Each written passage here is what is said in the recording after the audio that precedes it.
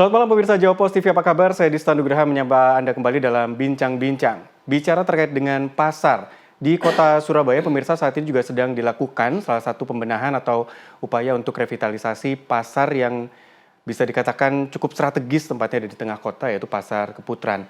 Namun ternyata dalam proses pelaksanaannya ada beberapa temuan yang dirasakan akan menjadi satu kerugian seandainya memang tidak dikritisi atau dibenahi dengan sempurna. Memang kalau kita lihat pembenahan pasar, biasanya harapannya pasar akan menjadi baik, tapi tidak hanya kondisi konstruksinya saja yang baik, tapi bagaimana kehidupan perekonomian di sana juga bisa tetap berjalan dengan baik, termasuk yang ada di Pasar Keputaran. Apa yang terjadi dengan perubahannya, apa yang menjadi permasalahan di sana akan kami bahas dalam bincang-bincang, namun kami hadirkan terlebih dahulu tayangan yang berikut ini.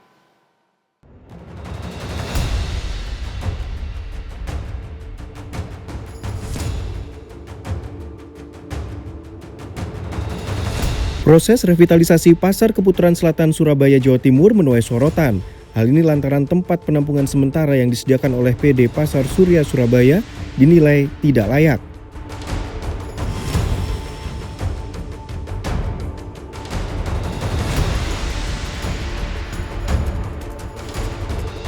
Puluhan pedagang yang sebelumnya menempati area Pasar Keputaran Selatan terpaksa harus dipindah tempatkan sementara di TPS yang telah disediakan. Namun hingga hampir 1 bulan, proses pemindahan justru membuat pedagang enggan untuk menempati TPS. Hal ini lantaran sepinya pembeli karena akses menuju lokasi TPS yang sulit, bahkan sejumlah pedagang menilai kondisi pasar di TPS nyaris mati suri.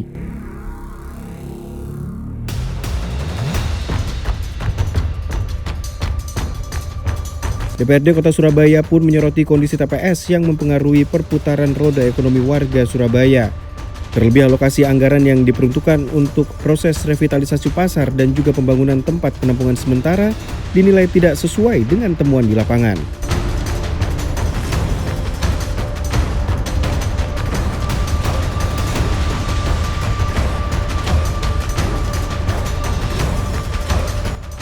Bahkan Komisi B Bidang Perekonomian DPRD Kota Surabaya menyoroti persoalan pengelolaan Pasar Keputaran Selatan yang dinilai belum berjalan optimal, terutama dalam aspek komunikasi dan pembinaan pedagang.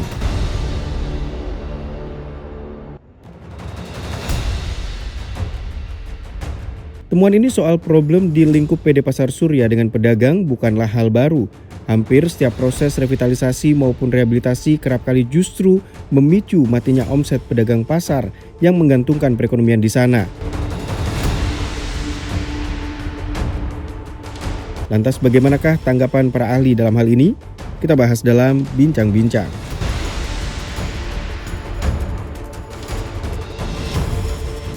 Ya, untuk membahas topik ini, pemirsa, penempatan pasar pengaruhi roda ekonomi. Saya bersama dengan narasumber-narasumber yang sudah hadir di studio.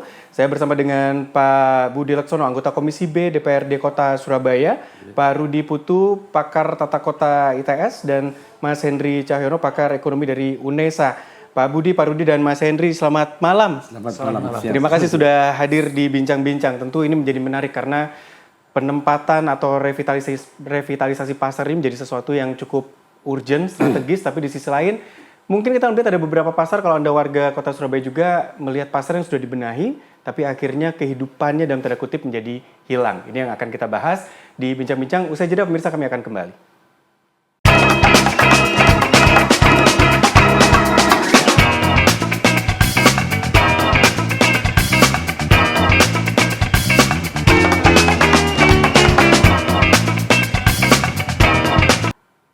Ya pemirsa, seperti diketahui Pasar Keputaran sedang dalam proses untuk dibenahi. Nah, tapi di sisi lain prosesnya sudah berjalan memang dari akhir tahun 2025 lalu, sekarang juga terus berjalan, termasuk menempatkan pedagang-pedagang di tempat sementara. Saya langsung ke Pak Budi terlebih dahulu. Pak Budi, proses ini kan sedang berjalan. Ya. Temuan dari Komisi B so far apa saja yang dilihat di sana, Pak? Oh ya, terima kasih.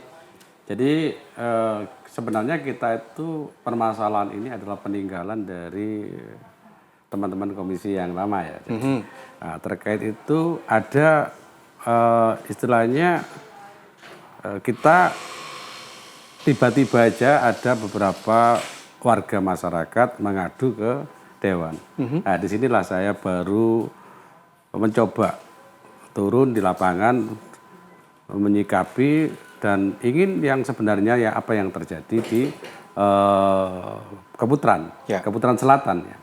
Keputaran Selatan ini adalah termasuk bagian dari penyertaan modal pemerintah kota yang nilainya sekitar 21,9 miliar ya. Jadi dan ini dibagi diantaranya mulai pasar kembang, pasar dupa atau karena revitalisasi beberapa pasar lah. Nah kemarin ini pasar Keputaran yang jadi temuannya itu ternyata dari berbagai pedagang itu menyampaikan dan permasalahan ini dengan Direktur Pembinaan Pedagang. Jadi ada beberapa direktur. Di sisi lain kita melihat bahwa ternyata pasar itu sudah dirobohkan. Nah, sehingga pedagang ini kan tentunya kebingungan sampai sekarang ini. Nah, jadi dirobohkan, jadi tidak ada yang disampaikan itu komunikasi lah. Dengan para pedagang maksudnya? Iya, dengan para pedagang dari manajemen ini. Nah, sehingga sampai sekarang itu dibuatlah itu tempat sementara buat para pedagang, TPS ya.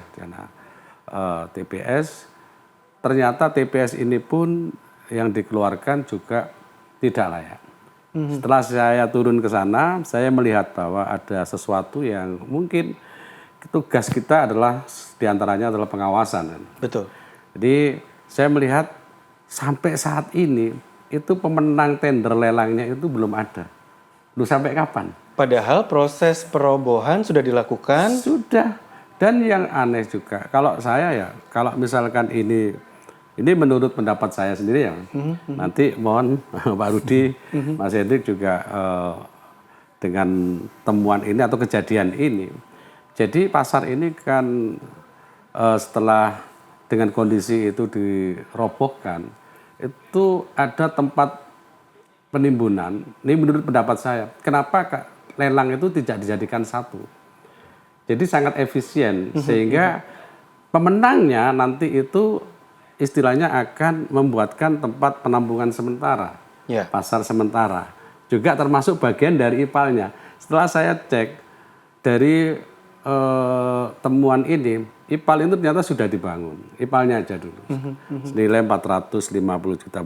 Jadi warga masyarakat itu bisa melihatlah apakah dengan anggaran seperti itu, karena ini kan anggaran dari pemerintah, uang rakyat juga kan.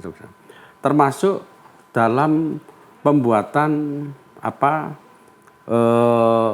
tempat pasar sementara atau penampungan sementara ini. Dari total 200 stan itu mengeluarkan anggaran sekitar 450 jutaan lah. Sedangkan untuk tiba-tiba ada tambahan sekitar 50 stan yang nilainya 68 juta ya. Jadi kalau kita bagi dengan posisi pasar itu cuma tutup aja, ini yang saya sangat prihatin sekali. Otomatis pedagang tidak mau menempati karena mungkin hujan, nggak ada tutupnya. Nah, kalau melihat kondisi seperti itu, pedagang tidak menempati. Kenapa kok ada tambahan lagi dari 200 stan itu membuat lagi 50 stan lagi? Ini kan juga sangat luar biasa dalam pengeluaran anggaran. Saya komunikasi memang sempat kontak sama direktur pasarnya, direktur utamanya, tidak tahu katanya terkait dengan hal tersebut. Jadi ini adalah dari Direktur Pembinaan Pedagang yang bahkan komisaris pada waktu itu juga dalam diskusi di hearing di mana, dengar pendapat di mana di komisi itu juga tidak tahu juga. Nah, sehingga inilah kita tergugah, inginlah masuk dalam hal untuk pembenahan atau yang sebenarnya, karena pedagang berharap tidak mau dibiarkan seperti itu sampai nanti ada deadline-nya tanggal 31 ini pedagang kalau nggak mau akan geruduk di sana menempati tempat tersebut. Jadi bongkarannya pun saya lihat juga tidak masih banyak, bukan nggak rata itu, masih ada kayak batu bata yang mungkin nggak dirapikan. Ini kan nggak tahu sistemnya bagaimana kan loh. Kan kalau mungkin dari catatan misalkan dari informasi ya, ini sebatas informasi karena saya turun di karena dari direkturnya sendiri pembinaan pedagang ini Saya minta datanya sampai sekarang itu tidak diberikan. Maksudnya data pedagang. Lah, saya sampaikan ke pedagang, datanya katanya 170 pedagang. Kalau 170, wong membuat 200 nambah 250. Wong 170 itu loh, nggak ada yang mau nempati masih kosong. Nanti ada video-videonya yang dilihat sendiri ya sama mungkin dari jenengan. Jadi itu yang dalam catatan ini sehingga saya juga ingin sekali itu memberikan masukan terkait itu. Jadi sampai kapan? Kalau belum ada yang kalau sudah tidak mau ya orang untuk menerima tender itu ya, atau lelang, saya rasa sampai kapan? Sedangkan ini sudah dibongkar. Mestinya kan ada planning dulu. Ini catatannya seperti itu. Jadi pergerakan transaksi di pasar itu pun akhirnya terganggu, kenyamanan pedagang juga terganggu dan masih banyak tanda tanya sepertinya. Ada catatan lagi sebenarnya. Berjalan. Kalau misalkan itu orang yang pedagangnya jualan di jalan raya, coba kalau mungkin ada perbaikan, mungkin pedagang sudah digusur. Kita ngomong estetika kota lah kan ya. Tapi kenyataannya bisa dilihat sendiri di sepanjang itu sudah buat jualan ayam-ayam. Ini kan juga ya mungkin ini kembali lagi pemerintah kota Surabaya lah dalam menangani permasalahan tersebut. Baik. Pak Rudi mungkin juga ada tanggapan melihat revitalisasi pasar ini kan memang perlu begitu ya, apalagi kota sekelas Surabaya tentu butuh kondisi pasar yang juga nyaman, modern bahkan mungkin. Tapi juga dalam proses menuju ke sana kan harusnya pasar yang existing ini bisa tetap berjalan begitu Pak. Bagaimana? Strateginya bagaimana harusnya? Ya secara lokasi sebetulnya ketika pasar itu dilakukan semacam renovasi atau rekonstruksi dan ada opsi dia dipindahkan dulu pedagangnya. Nah ini akan mempengaruhi pola sirkulasi, logistik dan sebagainya, begitu. Tidak sesederhana itu ya? Iya. Jadi ketika dia direlokasi ke tempat yang baru, ada penyesuaian jalur logistik dari dia, dari hulunya ke dia dan dari dia ke hilirnya. Ini kan tentunya akan menimbulkan inefisiensi, begitu. Dan juga inefisiensi itu menyebabkan secara ekonomi nanti Mas Hendri bisa membahas itu akan terpengaruh, begitu loh. Jadi mestinya ini bisa diselesaikan dengan manajemen konstruksi. Ya. Jadi pasar itu barangkali karena besar ya pasar kebetulan itu kan luasnya juga sangat signifikan, maka barangkali bisa dibagi 2 atau bagi 3. Maka bagian pertama direnovasi, ya bagian kedua tetap di situ. Lalu selesai pindah ke bagian yang lain. Itu secara manajemen konstruksi bisa dilakukan sebetulnya. Tidak harus memindahkan karena costly ya. Jadi memang manajemen konstruksi ini menjadi kunci penting begitu ya dalam revitalisasi sebuah pasar yang memang sudah existing berjalan. Kecuali kita bikin baru gitu ya Pak Rudi ya. Tentu akan berbeda. Karena memang perpindahan akan membuat jadi perubahannya jadi cukup mutlak. Nanti saya juga lihat dari sisi ekonomi dengan Mas Hendrik. Usai jeda pemirsa, bincang-bincang akan segera kembali.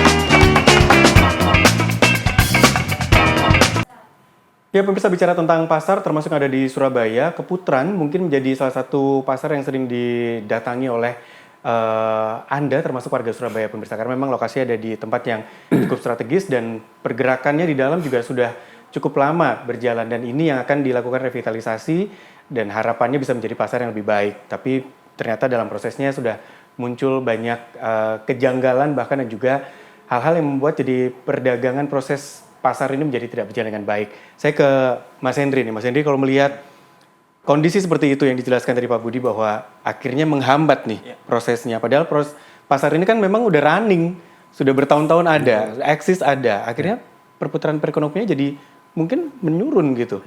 Bagaimana Mas Hendri? Begini Mas Sista, terkait pasar sebenarnya kalau kita di pembahasan ekonomi, pasar itu bisa kita bagi satu secara sistem, satu secara tempat. Kalau seperti kasus yang kali ini kita kupas gini ya, itu semestinya secara tempat, place, itu ada hal yang harus segera diselesaikan dan memang sudah berpengaruh secara sistem dia. Seperti yang disampaikan Pak Rudi tadi, bagaimana pola sirkulasinya bagaimana pola pengiriman logistiknya nanti, termasuk pedagang dan konsumennya ini juga sudah terpengaruh juga nanti. Karena pasar Keputaran itu adalah pasar tradisional yang dalam catatannya, dalam tanda kutip, tempat pasar bertemunya aktivitas tradisional. Karena yang dijual di sana adalah bahan-bahan hasil pertanian. Ya. Di mana bahan-bahan hasil pertanian ini sebenarnya bukan bahan yang bisa tahan lama juga. Jadi harus cepat. Harus cepat sirkulasinya di sini. Kemudian dari sisi pedagang bisa dilihat bagaimana uncertainty atau ketidakpastian kapan mereka ini mendapatkan tempat yang permanen, kapan mereka harus mulai beroperasi secara normal lagi, ini tentu menyebabkan high cost ekonomi bagi mereka. Jadi ada pengeluaran biaya tambahan yang harus mereka sediakan, pedagang sediakan. Dan ini tidak nyaman, apalagi sekarang musim hujan juga nih. Itu. Dan diperparah dalam kondisi sekarang, di mana daya beli masyarakat ini mulai agak turun nih. Sedangkan harga-harga sembako, sayur dan semuanya naik, pendapatan masyarakat tetap. Belum lagi kalau pedagang ini ditemukan dengan kondisi yang terjadi di Keputaran juga seperti ini, wah kayaknya pedagangnya juga kasihan banget nih. Bisa kehilangan pelanggan? Bisa kehilangan pelanggan, ya Pak ya. Bisa juga terjadi hal, mungkin pelanggan nggak hilang, cuma nggak belanja lagi. Karena pelanggan itu sebenarnya tidak hanya melihat faktor harga, mungkin kenyamanan ketika dia berbelanja juga. Itu bisa menjadi perhatian. Kita tahu mungkin yang di Surabaya, Keputaran ini kan memang sudah pasar yang lama ya, dan dikenal gitu kan. Orang pasti kenal pasar Keputaran. Kalau terjadi aktivitas jual beli yang menyebabkan ketidaknyamanan secara place, secara tempat, ada ketidaknyamanan di sana, dan ini berlangsung dalam waktu yang tidak diketahui sampai kapan, bahkan pedagang pun nggak tahu, bisa saja pedagang ini akan nyari tempat yang lain, pindah. Karena pedagang tidak mungkin akan terus menanggung biaya kerugian ketika mereka itu berjualan di tempat yang berbeda, yang tidak pasti seperti ini. Dia pasti akan mencari, pedagang akan lebih mencari di mana tempat yang lebih mudah dijangkau dan nyaman untuk bertransaksi tentunya. Mereka butuh kepastian gitu ya? Tentu, dalam proses transaksi ekonomi, kepastian itu penting. Saya ke Pak Budi lagi nih kalau gini. Ini kan ada dana penyertaan tadi dari APBD berarti ya? Ini berarti dikelola oleh PD Pasar? Dan ada beberapa pasar juga di sana yang akan dilakukan revitalisasi. Keputaran menjadi salah satunya dan sudah berjalan di awal. Ketika kondisi seperti ini, tadi dilihat di gambar, sepertinya memang jauh dari kata nyaman dan layak, Pak Budi. Keluhan pedagang, belum kalau kita mendengar mungkin keluhan pembeli juga karena tidak nyaman. Apa yang akan dilakukan dalam waktu dekat ini untuk apakah butuh tempat baru atau kepastian tender dan sebagainya?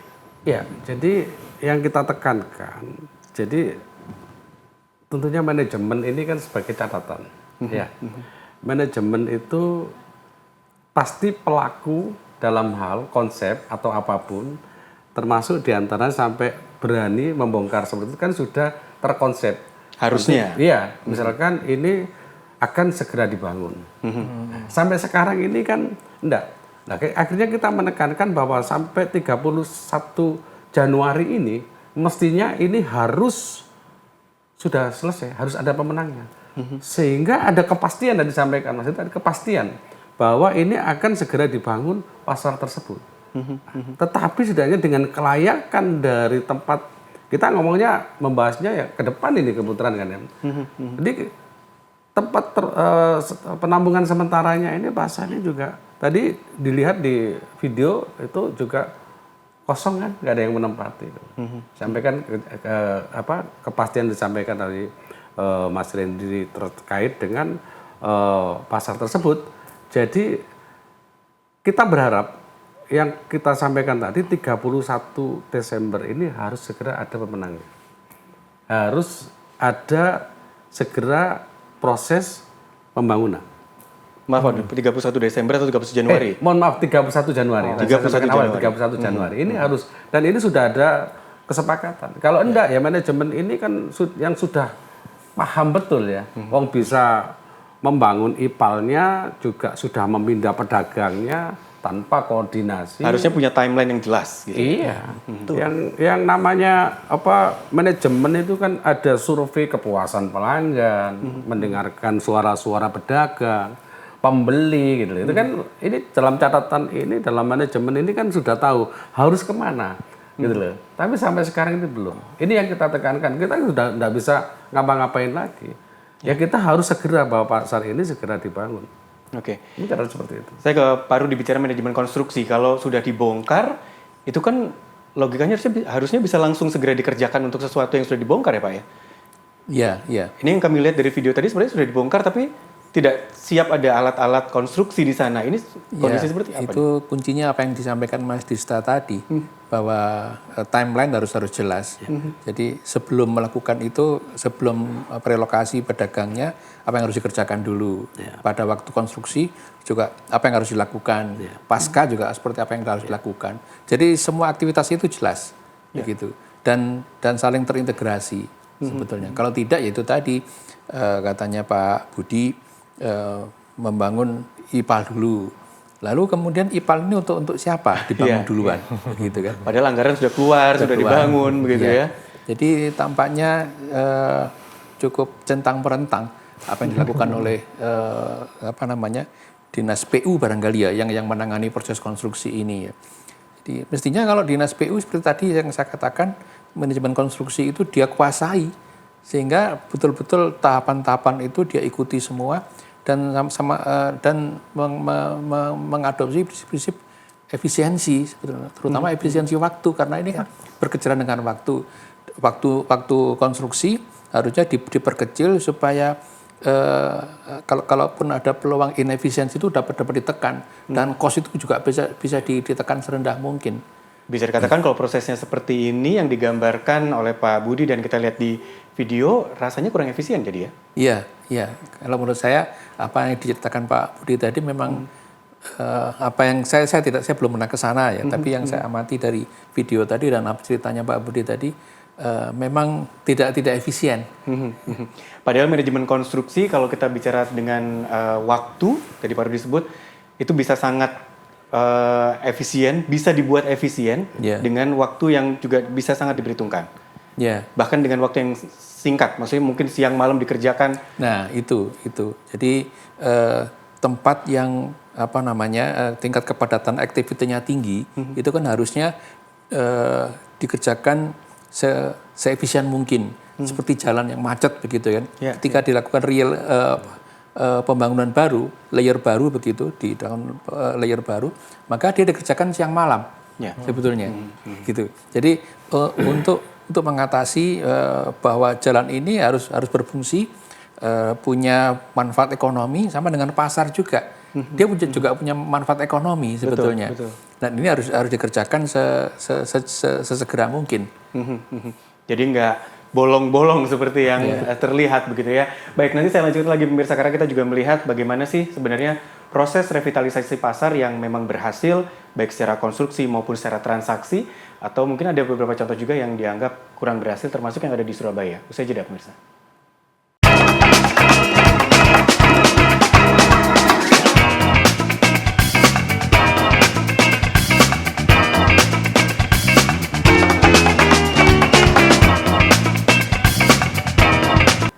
Ya, rencana revitalisasi pasar di Surabaya tidak hanya di Keputaran, namun juga memang di 2026 ini seharusnya ada beberapa yang memang akan dilakukan. Tapi belajar dari yang ada di Keputaran, seharusnya ini menjadi pelajaran berharga untuk tidak gegabah dalam merevitalisasi sebuah pasar yang memang sudah existing dan berjalan dengan cukup ramai begitu ya. Saya ke Mas Hendri dulu nih. Mas Hendri, kalau melihat revitalisasi, biasanya mungkin nggak hanya di Surabaya, mungkin di tempat-tempat lain kita bisa melihat pasar itu ada yang berhasil, ada yang enggak gitu ya. Kita lihat pasar induk mungkin di Batu, mungkin yang sering warga lewat, tiba-tiba menjadi begitu megah, ya ramai gitu ya. Tapi mungkin ada beberapa lain yang juga nggak berhasil. Sebenarnya kuncinya ada di mana? Ya, revitalisasi pasar ataupun relokasi, bahkan ada relokasi, ada revitalisasi, bisa berhasil atau tidak, tentu itu nanti bisa beragam hasilnya. Yang pasti karena pasar ini menampung kegiatan aktivitas perekonomian tradisional sebenarnya. Kalau pasar tradisional itu, kalau dulu mungkin ada paradigma yang namanya pasar, place sebagai tempat itu adalah pasar yang kotor gitu kan ya. Kotor, tidak enak untuk dikunjungi. Sekarang becek, kan sudah gitu becek ya. Sekarang sudah banyak yang sudah direvitalisasi menjadi modern dan bagus. Contoh seperti yang dikatakan Mas Dista tadi itu, bagaimana pasar itu bagus seperti di Kota Batu. Ya. Pasar itu bisa menjadi bagus, apa yang dicontohkan seperti Mas Dista tadi, karena dia ada integrasi. Dia tidak hanya bergantung pada satu aktivitas transaksi yang hanya selesai jual beli, tapi juga ada aktivitas pendampingnya.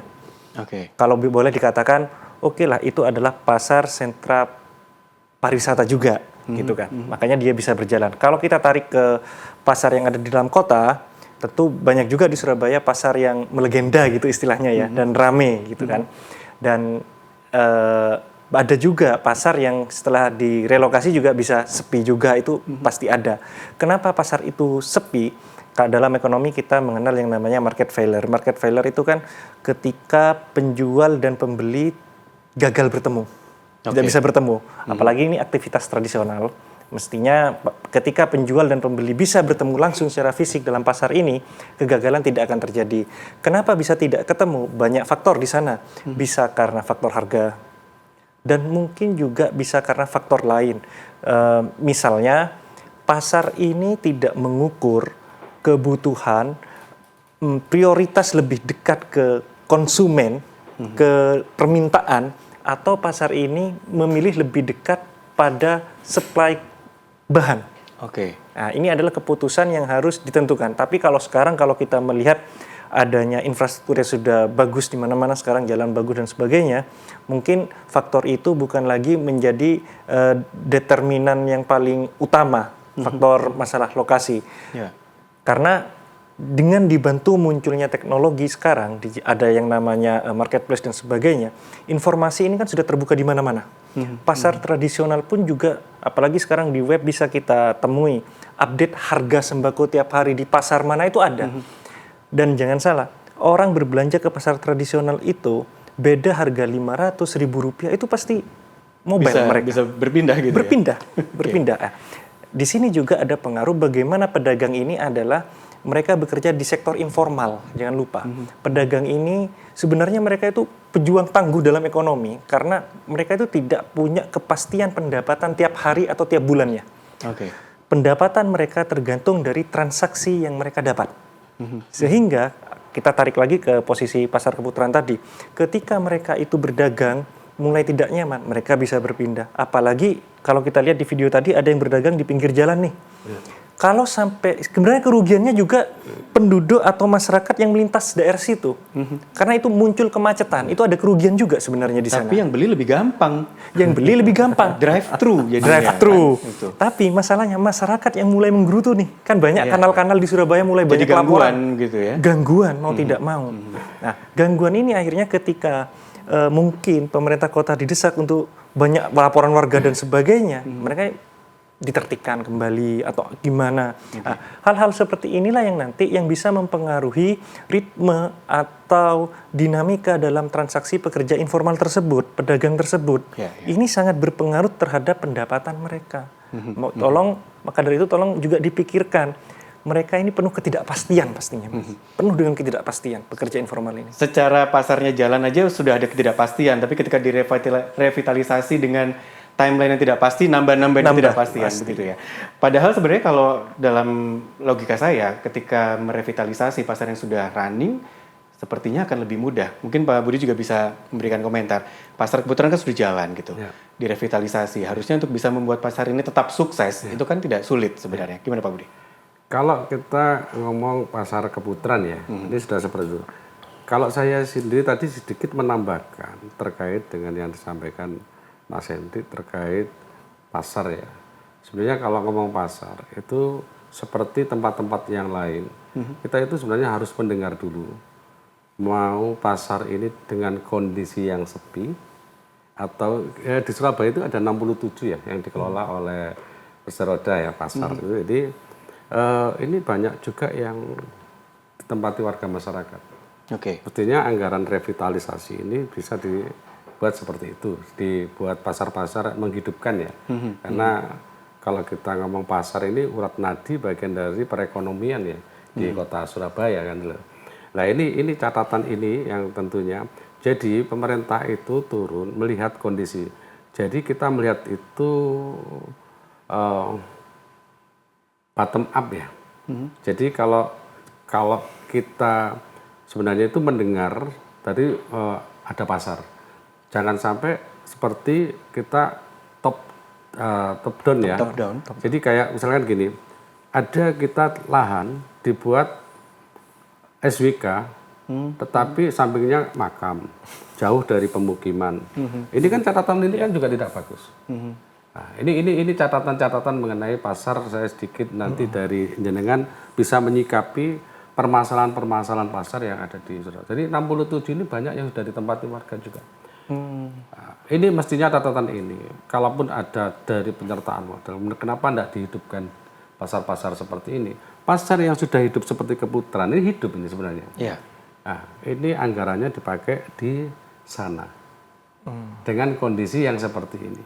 Ya. Bayangkan dengan sampai sekarang belum menemukan, tapi saya kadang sangat prihatin karena kita ada agenda reses ya. Ini kan ada temuan. Kan di masyarakat dibawa bahwa ini ada yang namanya pasar yang mati, tidak ditempati tapi ditulis aset. Pemerintah kota. Iya, asetnya berseroda pasar misalnya. Ini kan juga catatan. Nanti ini yang jadi saya ini mungkin masyarakat bisa melihat yang sebenarnya. Masyarakat yang sebenarnya. Kalau kita ngomong Keputaran nasi sudah menjadi bubur. Tapi harapannya pedagang ini segera bisa aktivitas di sana. Gimana caranya seperti itu? Bisa mendapatkan kepastian itu ya. Tadi sampaikan.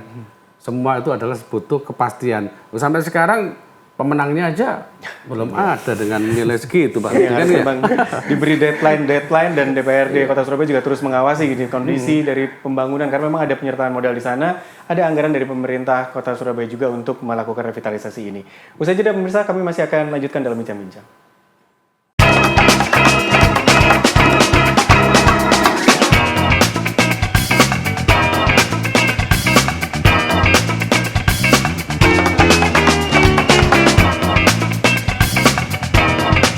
Saya masih bersama dengan narasumber saya, pemirsa ada Pak Budi Laksono, anggota Komisi B DPRD Kota Surabaya, Pak Rudi Putu, pakar tata kota dari ITS, dan juga Mas Hendri Cahyono, pakar ekonomi dari UNESA. Saya ke Pak Rudi terlebih dahulu. Pak Rudi, kalau merevitalisasi dengan membangun baru, sebenarnya mana yang lebih challenging gitu? Karena kalau tadi saya kutip dari Pak Budi kan harapannya menghidupkan pasar.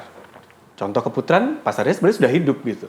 Direvitalisasi harusnya kehidupannya nggak hilang atau nggak ada jeda kehidupan dalam proses revitalisasi. Ini sebenarnya mana yang lebih challenging? Bikin baru atau revitalisasi aja? Ya, pasar itu sebuah fenomena ruang yang unik, terutama di Indonesia ya. Kalau di luar negeri saya pikir mungkin lebih cair dan mengikuti perkembangan zaman. Ya. Kalau di kita ini sampai kapanpun, terutama sampai sekarang di era modern semacam ini, pasar itu tetap seperti begitu ya. Pasar tradisional, lalu kemudian beberapa pihak memberikan label sebagai pasar modern. Sebenarnya sama saja pasar tradisional, tapi dibuat lebih higienis, barangkali lebih bersih. Mungkin secara klima juga ber-AC. Hanya itu saja, tapi yang namanya pasar itu sosoknya seperti itu, seperti pasar tradisional. Dan saya berpikir begini. Jadi itu ya, apakah direlokasi atau membangun baru. Nah, saya berpikir di era modern ini apakah mungkin nanti bisa didiskusikan Pak Budi dan Mas Henry, di era online semacam ini, kan rasanya pasar tetap seperti itu kan, tidak ada transaksi online, begitu loh. Artinya kalau dia transaksi online kan dia tidak perlu ke pasar, dia di tempat manapun, di gang juga bisa. Di mana dia menyimpan logistiknya mungkin di tempat-tempat lain, tidak perlu harus di pasar, tapi kan tidak. Semua menuju ke pasar dan pasar tetap eksis. Betul. Kalau ada pasar yang kosong, barangkali ada sesuatu di situ. Jadi attachment antara pedagang dengan ruang pasar, attachment antara pembeli dengan ruang pasar, atau pedagang dengan ruang pasar itu barangkali semakin minim. Jadi tidak ada attachment. Saya kira itu, tapi pasar tetap dibutuhkan. Jadi menurut saya lebih baik direvitalisasi. Karena membangun baru itu kan membangun sebuah ruang, di mana ruang itu tentunya bukan hanya sekedar barang fisik, tapi di situ ada attachment, kemudian di situ ada manusia yang saling berinteraksi antara berbagai pelaku, lintas pelaku, pedagang, pembeli, kemudian penjual, begitu ya. Lalu ada yang menunjang di sana, mungkin warung-warung, lalu petugas parkir di situ, transport lokal, dan inilah yang kemudian tidak bisa digantikan. Jadi kalau ada sesuatu, tentunya harus dicari. Itu kenapa pasarnya sepi. Dan saya berpikir bahwa pasar itu tetap harus dipertahankan di kita ya. Tapi kan Pak Rudi ada pasar-pasar yang dibuatkan baru atau bahkan direvitalisasi tapi nggak sukses juga gitu. Nggak rame juga gitu. Bahkan ketika gedung atau tempatnya sudah lebih representatif, lebih bagus, tapi kehidupan pasarnya malah hilang.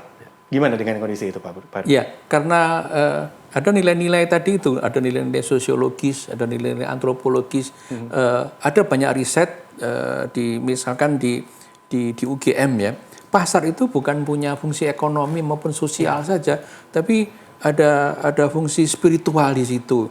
Misalkan proses pembelajaran anak, dia sambil berdagang bawa anak kecilnya, lalu ada PR dikerjakan di situ, begitu. Ini tidak pernah ada dan di tempat-tempat lain. Dan ini yang menjadi sesuatu yang spesifik khas ada di Indonesia. Nah, itu yang tidak bisa dihilangkan. Mungkin kalau misalkan direlokasi, maka bukan punya fungsi ekonomi saja yang hilang, tapi fungsi-fungsi sosial yang lain-lain itu juga akan hilang sementara. Gitu. Itu yang sangat disayangkan dan saya pikir mengapa menolak itu karena costly bagi pelaku. Bukan economic cost saja, tapi costly semuanya. Iya. That's why kenapa pasar ini selain unik ya cukup kompleks sepertinya ya Pak. Jadi kalau mau merevitalisasi, balik lagi harusnya segala detail sudah terkonsep dengan baik. Gitu.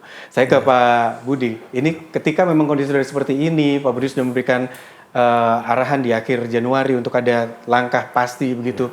Kira-kira respon dari pihak yang eksekutornya ini akan seperti apa, Pak?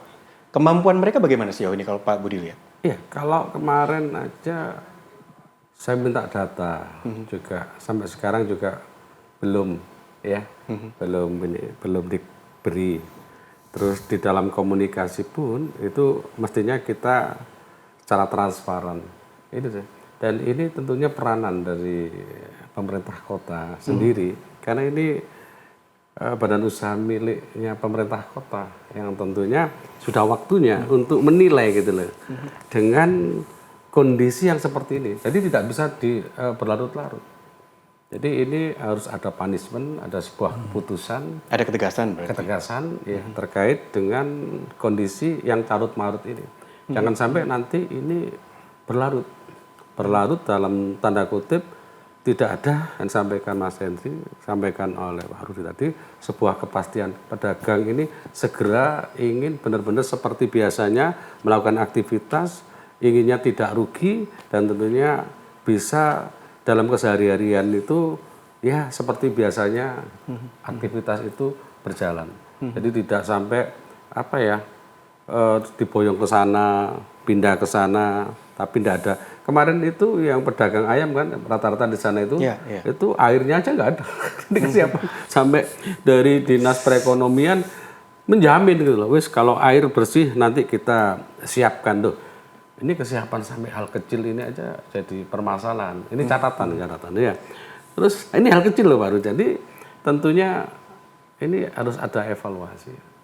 Masalah air yang seharusnya mutlak ada, itu pun terlewatkan begitu. Karena kan ini untuk cuci potong unggas seperti itu. Dan itu memang dan saluran-saluran ini yang saya khawatirkan, saya tidak melihat secara detail. Sebelahnya itu kan sungai. Betul. Ini berseberangan dengan sungai memang. Dibuang di sana dekat sungai kan. Ini kan juga mengkhawatirkan. Tentunya kita sama-sama menghimbau gitu, jangan sampai dengan kondisi yang seperti ini itu justru menimbulkan masalah baru, tetapi sekarang itu saya menghimbau juga tentunya kepada para pedagang gitu loh, untuk tetap penyampaiannya tetap yang humanis lah kan, jangan sampai terprovokasi sehingga justru nanti ini mangkrak macet. Nah ini kan ini salahnya siapa, nanti saling menyalahkan. Pada prinsipnya ini menunggu kepastian. Kalau seperti tadi sampaikan bidak-bidak tempat losnya itu jualan itu memang tertutup, ya juga tertutup buat kenyamanannya. Sampai misalkan saya kemarin melihat kok lampunya belum terpasang. Oh belum terpasang.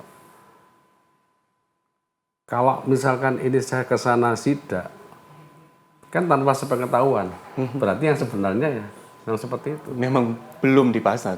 Tapi kalau misalkan itu diberitahu, mungkin lampu itu terpasang semuanya. Ini sampai saya melihat seperti ini miris dengan kondisi yang seperti ini. Padahal pasar ini juga sangat aktif bahkan sebelum subuh di tengah malam, yang memang tentu membutuhkan pencahayaan itu. Hal-hal prinsip seperti pencahayaan, air bersih yang dibutuhkan oleh para pedagang ternyata pun juga miss atau terlewat di sini. Saya masih akan lanjutkan usai jeda pemirsa, tetap bersama kami dalam Bincang-Bincang.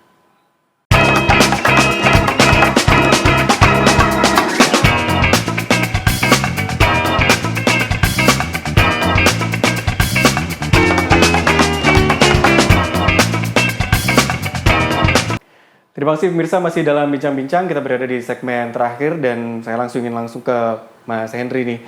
Kondisinya sudah seperti ini Mas Henry gitu ya, pedagang juga sudah menyuarakan, sudah didengar oleh wakil rakyat juga begitu ya. Tapi kalau dalam hitung-hitungan perekonomian, kira-kira biasanya pedagang ini akan mentolerir penurunan omset atau bisa sampai berapa persen ketika memang ada revitalisasi seperti ini? Yang tentu ini nggak cuma sebulan gitu ya, tapi untuk beberapa waktu gitu. Gimana? Apakah mereka memang lebih baik segera pindah sekarang atau wait and see dulu kalau secara sisi ekonomi? Kalau dalam kasus pasar Keputaran tadi, ini menarik. Coba kita telaah proses pembangunan atau istilahnya revitalisasi mungkin ya, secara fisik pasar Keputaran. Ini kan yang terlibat antara pemerintah kota dengan swasta. Dalam hal ini pemenang tender nanti. Tapi yang lucu di sini dan yang agak bagi saya itu menyakitkan seandainya ini menimpa pedagang ya. Kenapa yang menanggung kerugian pedagang dari akibat transaksi ini? Jadi ada eksternalitas negatif yang muncul dalam ekonomi, itu istilahnya eksternalitas negatif yang muncul akibat transaksi ini. Pedagang ini dirugikan nih, sudah. Mereka tidak memiliki tempat yang layak, apalagi tadi yang pemotongan unggas dan sebagainya itu Pak, itu sangat, dan masyarakat sekitar pasar agaknya kayaknya juga terganggu juga, yang lewat sekitar situ juga nggak enak gitu kan. Nah, pedagang ini dirugikan dari omset yang turun, tidak seperti biasanya pastinya. Belum lagi mereka sudah keluar biaya untuk sewa tempat penampungan sementara. Ini kan bagi saya pribadi ini aneh gitu loh. Mereka ini sedang tempat yang biasanya mereka sewa sedang dibongkar, mestinya mereka mendapat tempat yang sementara yang layak, ini malah sewa, muncul biaya tambahan bagi mereka. Apakah mereka akan bertahan? Saya rasa ketika pedagang ini tidak punya pilihan lain tidak punya pilihan tempat lain untuk berdagang, mereka pasti bertahan apapun kondisinya. Namun bagi pedagang yang mungkin beberapa komoditas tertentu yang memang bisa ditransaksikan secara mobile gitu ya, jalan atau apa, mungkin akan memilih seandainya, karena sesuai disampaikan Pak Rudi tadi, memang pasar Indonesia ini tradisional unik, tidak hanya sekedar transaksi tapi ada interaksi sosial di sana secara sosiologis, antropologis. Mungkin mereka kalau punya anggota keluarga tambahan, mungkin sebagian juga akan keliling menjajakan sayurnya dan sebagainya, dipecah mereka itu. Karena tidak mungkin juga biasanya mereka punya bedak dengan ukuran 2x3, mungkin dengan begitu barang dagangannya yang banyak. Sekarang nggak punya tempat yang besar, berdagang di pinggir jalan, itu kan nggak mungkin juga. Bisa juga mereka akan mengurangi volume perdagangan atau volume barang yang biasanya mereka jual. Biasanya anggaplah 100 kilo sayur, sekarang mungkin hanya separuhnya karena nggak punya tempat. Mungkin juga karena penyimpanannya juga nggak aman juga, bisa macam-macam kan, bisa hilang, bisa dimakan tikus dan sebagainya. Rusak kena hujan, tempatnya kayak gitu. Tentu yang paling besar menanggung kerugian ini adalah pedagang dari transaksi yang mereka tidak tahu. Ini kan unik, mereka tidak tahu transaksi dalam hal ini perjanjiannya seperti apa, proses pembangunannya seperti apa, tapi merekalah yang menanggung kerugiannya. Begitu, Mas. Jadi padahal konsepnya adalah sebenarnya mau meningkatkan dari pasar ini, memberikan kenyamanan untuk pedagang, untuk pembeli juga, tapi akhirnya yang pertama kali kena pengaruhnya adalah pedagang itu sendiri. Saya ke Pak Rudi lagi. Pak Rudi, terakhir mungkin dari Anda, sebenarnya kalau kita tahu Keputaran di tengah kota seperti itu akan direvitalisasi, butuh berapa waktu sih Pak untuk bisa beres gitu? Akankah ini menahun atau sebenarnya dalam beberapa bulan itu cukup? Kalau seperti pasar dengan size pasar Keputaran, menurut saya nggak sampai setahun dengan kondisi seperti sekarang ya, teknologi konstruksi yang sudah semakin maju. Tetapi barangkali ada beberapa tadi yang dikatakan Mas Henry sebagai apa namanya eksternalitas ya, supaya lebih cepat lagi barangkali ruas jalan itu ditutup gitu ya, dan kemudian konstruksi dikerjakan selama hampir 24 jam, itu akan lebih mempercepat. Jadi ada cost yang barangkali tetap keluar, tapi itu akan lebih cepat, dan ketika lebih cepat maka tentunya jalan di depan itu, jalan berantas akan lebih lancar, akan kembali normal lagi setelah itu. Normal. Begitu. Jadi memang ada perhitungan yang harus matang sekali dan tidak seperti yang sekarang sebagian dikerjakan, sebagian dibongkar, sebagian entah kemana bahkan begitu ya. Lagi-lagi manajemen konstruksi menjadi penting. Saya masih punya waktu terakhir, menit-menit terakhir untuk Pak Budi. Sebentar lagi udah mau puasa Pak. Itu tentu fungsi pasar akan sangat penting gitu ya. Ini berkejaran juga dengan waktu karena ini dilakukan bahkan menjelang puasa dan Lebaran di Keputaran. Apa yang menjadi pesan Anda untuk pihak Perseroda, pihak Pemkot misalnya, untuk supaya ini bisa tetap lancar dan menjadikan revitalisasi ini terbaik? Terkait pasar Keputaran, apapun pedagang ini harus dijamin terkait untuk dia melakukan aktivitas berjualan. Karena ini adalah kontrol, bagian dari kontrol harga kebutuhan. Karena kalau kita ngomong pedagang, ini kebutuhan pokok juga diantaranya di sana itu. Di Keputaran itu ada Keputaran Utara, juga ada Keputaran Selatan yang dibangun ini. Unggas.